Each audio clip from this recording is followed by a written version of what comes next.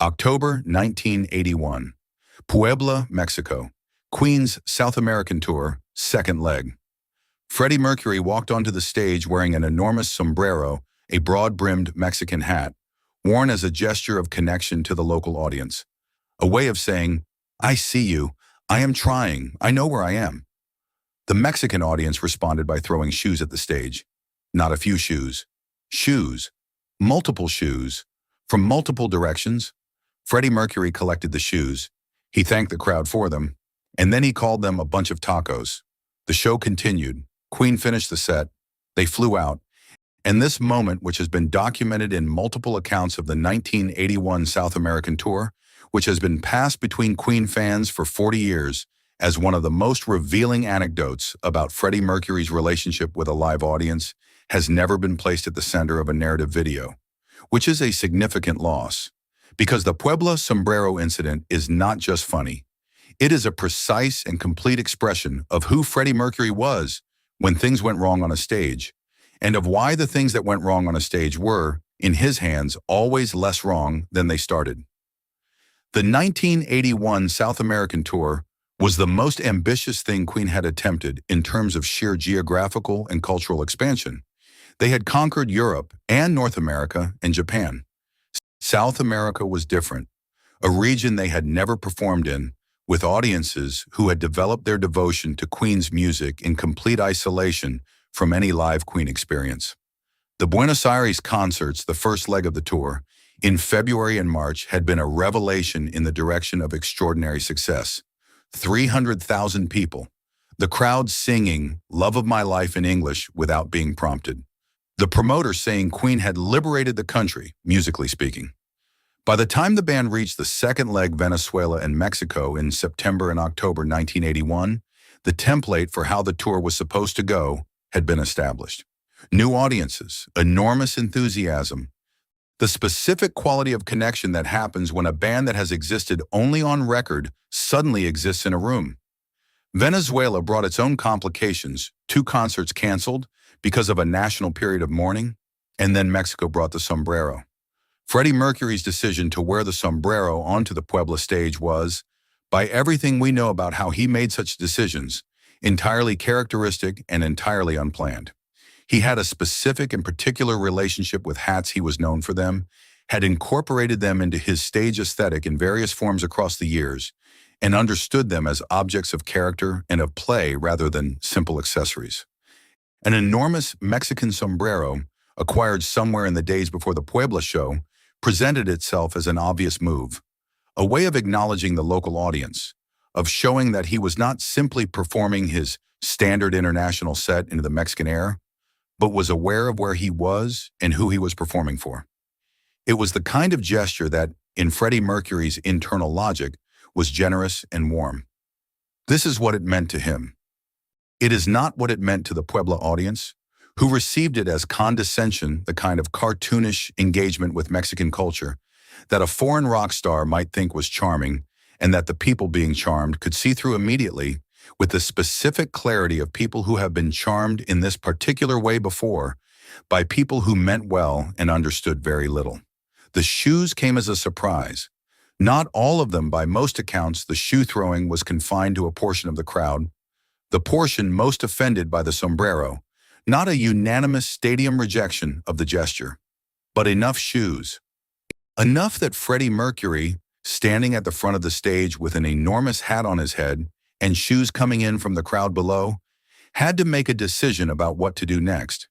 He did not retreat. He did not apologize in the conventional sense. He did not take off the sombrero and put on a conciliatory expression and say something careful about respecting the audience's culture. What he did was collect the shoes, hold them up, and thank the crowd for them, and then call them a bunch of tacos. The combination of these two moves, the gracious receipt of the shoes and the immediate cheerful insult, is the whole of what makes this story matter. It is Freddie Mercury operating at full frequency in the specific and irreducible way that only Freddie Mercury could. The thing about calling the crowd a bunch of tacos is that it is both rude and affectionate simultaneously, in the specific register that Freddie Mercury had always occupied when dealing with audiences that needed managing. He called his own fans darlings and my loves and occasionally bastards, depending on the mood in the moment. He had a specific vocabulary for the relationship between performer and crowd that was entirely his own, and that operated on principles of extravagant affection and complete directness, without any of the careful performer-audience management that most rock stars practiced in moments of tension. The taco comment was not a slur.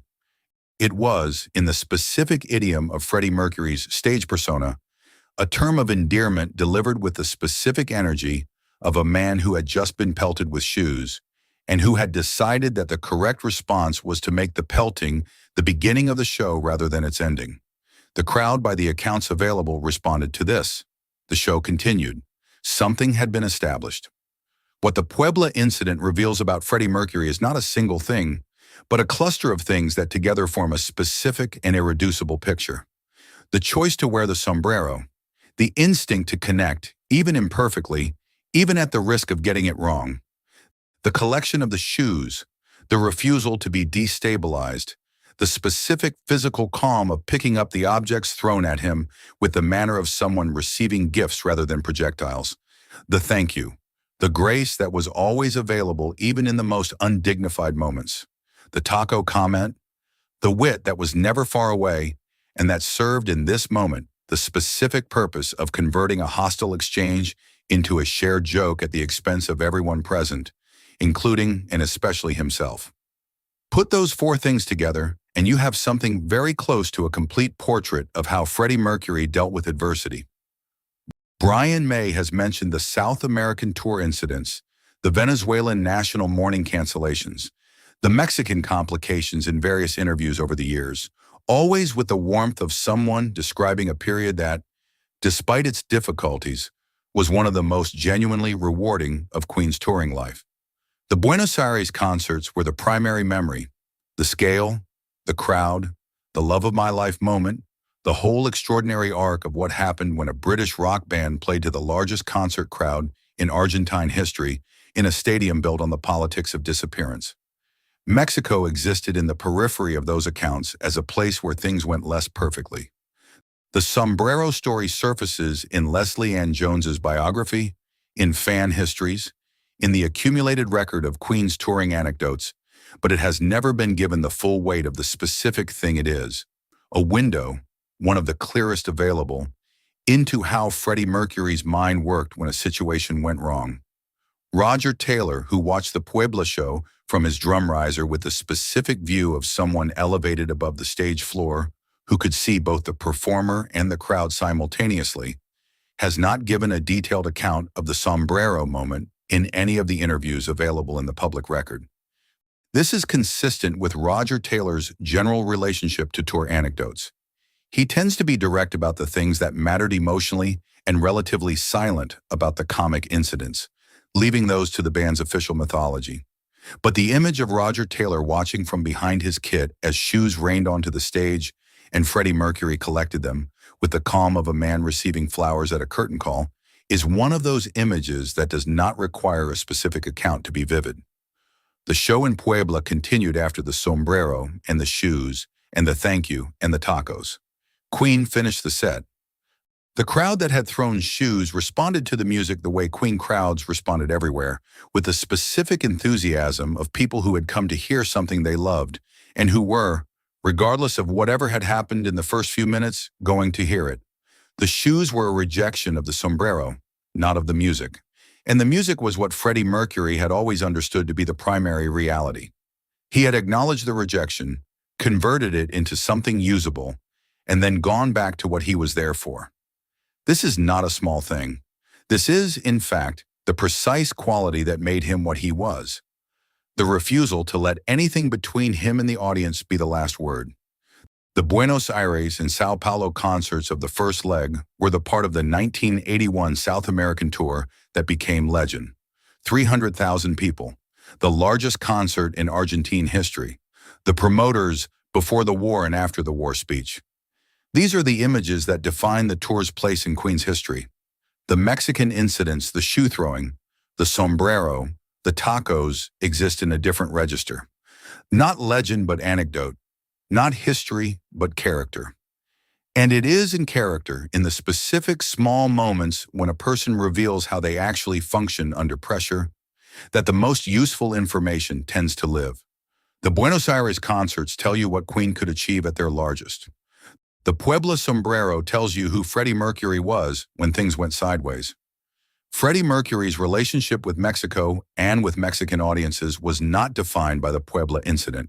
He went back to Mexico. Queen returned for shows in 1981 that were better managed than the Sombrero night, and the Mexican fan base remained devoted across the years of the band's career.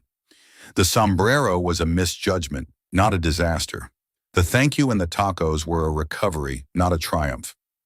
But between the misjudgment and the recovery, there was something specific and revealing. The moment when Freddie Mercury chose the direction he was going to take a situation that could have gone either way. He chose toward the audience, not away from it. He chose wit over withdrawal. He chose the show over the self-protection. And then he went back to singing. The specific quality of the taco comment, the combination of insult and affection, the timing, the decision to respond to collective aggression with collective laughter at the expense of everyone, including himself, is a quality that appears in various forms throughout the record of Freddie Mercury's live performances. He talked back to hecklers with the same logic. He responded to technical failures, microphones that stopped working, monitor problems, production mishaps with the same logic. The logic was acknowledge the thing that has gone wrong, find the angle that makes it funny, make the audience complicit in the finding, and then move on. This is not a technique. Technique implies rehearsal and deliberation. This was instinct, the specific instinct of someone who had spent his entire adult life in front of crowds and who understood from the inside that the moments when a performance goes wrong are sometimes the moments when it becomes most real. The Puebla sombrero incident is small in the history of Queen. It does not appear in the Bohemian Rhapsody film. It does not feature in the major biographical accounts of the band at any length. It lives in the accumulated record of fan knowledge, the passed-on anecdotes, the footnotes of the biographies, the specific category of Queen's story that begins with, "Did you know that?" and ends with a fact that makes the person who has just heard it understand something about Freddie Mercury that they did not understand before. This is the category of knowledge this channel was built to work with. The sombrero is a small fact. What it reveals is not small at all. There is a specific pleasure in the story of the sombrero that is different from the pleasure of the big Queen stories. The big stories, Live Aid, Nebworth, Bohemian Rhapsody, the innuendo sessions produce the pleasure of witnessing something extraordinary, a scale, a consequence, a weight that the ordinary life does not contain. The sombrero produces a different pleasure, the pleasure of recognition, of seeing someone you know do something entirely themselves in a situation that would have broken the rhythm of almost anyone else. Freddie Mercury collected the shoes, he thanked the crowd, he called them tacos, and then he sang. That is the whole of the story, and the whole of it is, in miniature, the whole of him. Freddie Mercury put on a sombrero in Puebla, Mexico in October 1981, and shoes came in from the crowd and he collected them and thanked the crowd for them and called them a bunch of tacos, and the show continued and Queen finished the set and flew out. It is, as Queen stories go, not the most significant event in the band's history. It is not the most musically important. It is not the most emotionally weighty.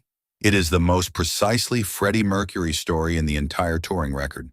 Because it is a story about exactly what he did when something went wrong, which is what most of the good stories about anyone are, in the end. Not what they did when everything worked. What they did when it didn't. He collected the shoes. He said thank you. He called them tacos. He kept going. That was him. That was always him. And that, 40 years later, is still the whole of it.